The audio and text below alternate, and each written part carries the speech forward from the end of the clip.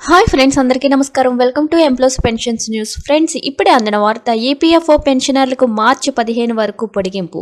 దీనికి సంబంధించిన పూర్తి వివరాలైతే ఈ వీడియోలో తెలుసుకుందాం. వీడియోని మాత్రం ఎక్కడ స్కిప్ చేయకుండా కంప్లీట్ గా చూడండి. వీడియో కనుక మీకు నచ్చినట్లయితే మన ఛానల్ ని సబ్స్క్రైబ్ చేసుకోండి.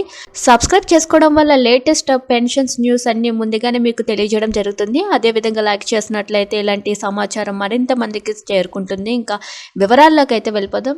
సంఘటిత రంగంలో పనిచేసే ఉద్యోగులందరికీ ప్రొవిడెంట్ ఫండ్ అకౌంట్ ఉంటుంది.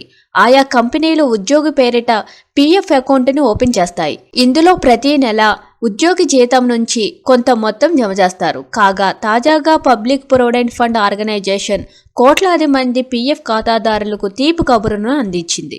వెంటనే ఆ పని చేయాలని కోరింది. లేకపోతే మీరు ఉచితంగా ఒక నెల శాలరీని కోల్పోయే అవకాశం ఉంటుంది. యూనివర్సల్ అకౌంట్ యాక్టివేట్ చేయడానికి, బ్యాంక్ ఖాతాను ఆధార్తో లింక్ చేయడానికి చివరి తేదీని ఎంప్లాయీస్ ప్రొవిడెంట్ ఫండ్ ఆర్గనైజేషన్ పొడిగించింది. కాబట్టి యూఏఎన్నే యాక్టివేట్ చేయని, బ్యాంక్ ఖాతాను ఆధార్తో లింక్ చేయని సభ్యులకు భారీ ఊరట లభించినట్లయింది.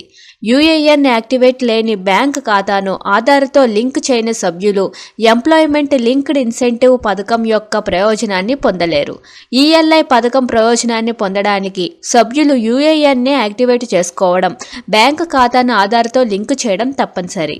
యూఏఎన్ యాక్టివేషన్ గడువును మార్చి 15, 2025 వరకు పొడిగిస్తున్నట్లు తాజాగా ప్రకటించింది. కొత్తగా ఉద్యోగంలో చేరే వారికి ప్రోత్సాహాలు కల్పించేందుకు కేంద్రం ఎంప్లాయ్మెంట్ లింక్డ్ ఇన్సెంటివ్ స్కీము తీసుకొచ్చింది.